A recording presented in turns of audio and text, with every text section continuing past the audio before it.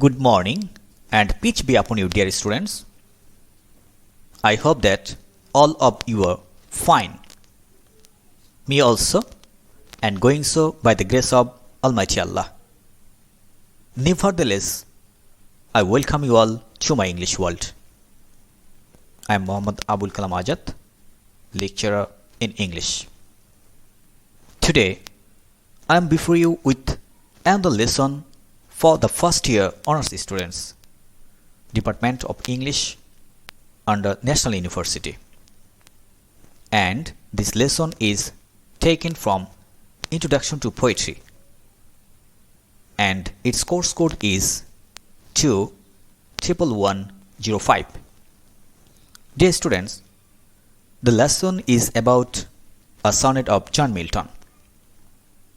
Here in the lecture, dear students, I have presented the lesson briefly and easily as well, so that you can understand the lesson without any difficulty. So, dear students, let's go to the lesson without making any delay. Before starting the lesson, dear students, let's know about our today's lesson. Today's lesson is on his blindness, one of the sonnets of John Milton. Learning outcomes of this lesson, after this lesson, you will be able to know about John Milton, historical background of the poem on his blindness, recitation of the poem on his blindness, and synopsis of the poem on his blindness.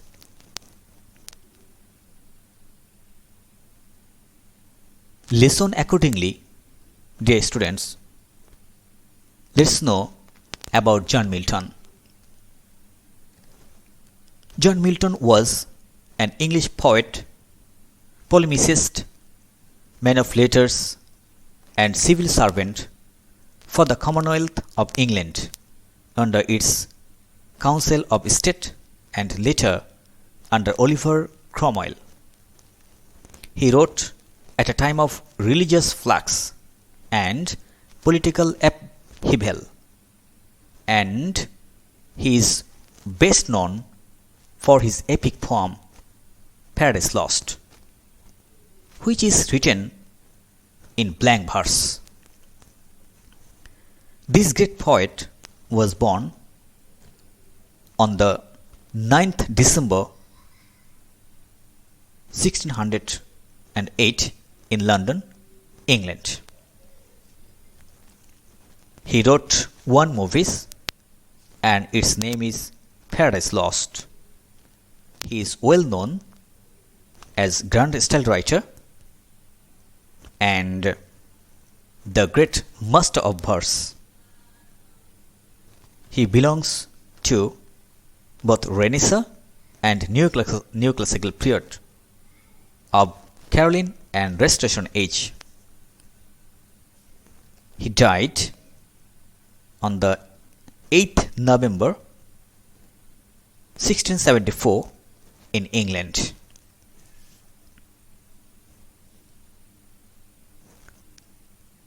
Let's now, dear students, know about the poem on his blindness, written by John Milton.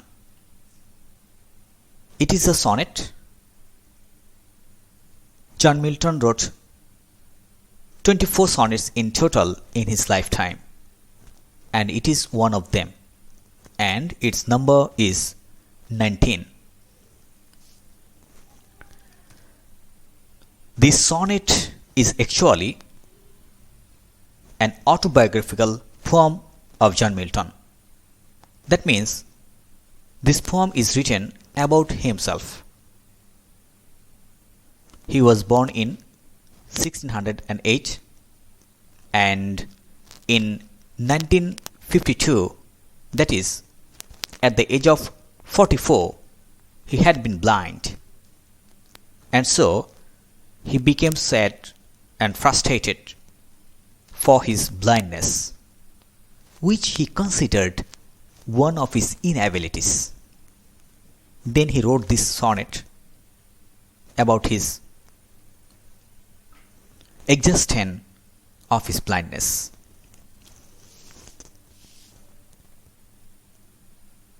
Now, dear students, I will make you listen to the recitation of the sonnet on his blindness written by John Milton.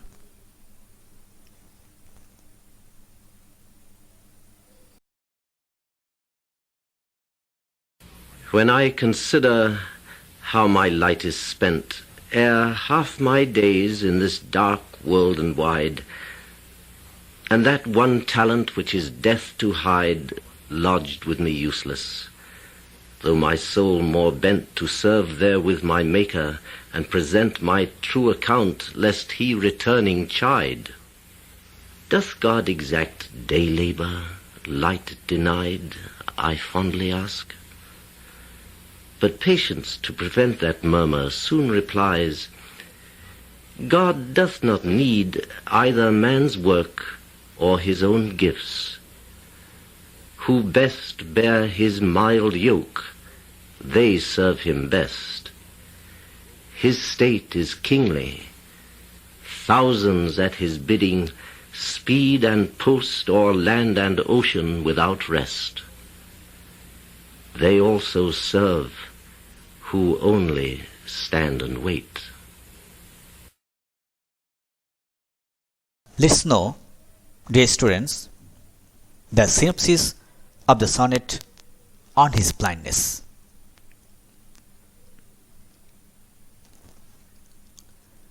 When John Milton became blind, he began to think about his fate. He felt very sad that he became blind even before he could complete half of his life. The world became dark and white to him. What pained him most is that his talent as a poet could not be used properly. As he became blind, it was difficult for him to read and write.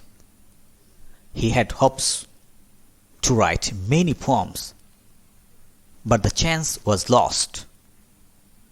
On the day of judgment, when all the souls will meet God, he wishes to present all his work to him, and he will prove that he has made the best use of the talent that he had given him. But blindness denied him that chance. In agony and anger, John Milton questions to God if he wanted him to use his talent in writing poetry. Why did he take away his sight? After some time, the goddess of patience answered his question. She said that God didn't want man's work or his gifts. The people who accepted him and his decisions willingly and cheerfully, they were the best servants to him. God has many angels to serve him. Man and his work are nothing before them. Only those who stand and wait patiently, who bear their problems without any murmuring, they serve God the best.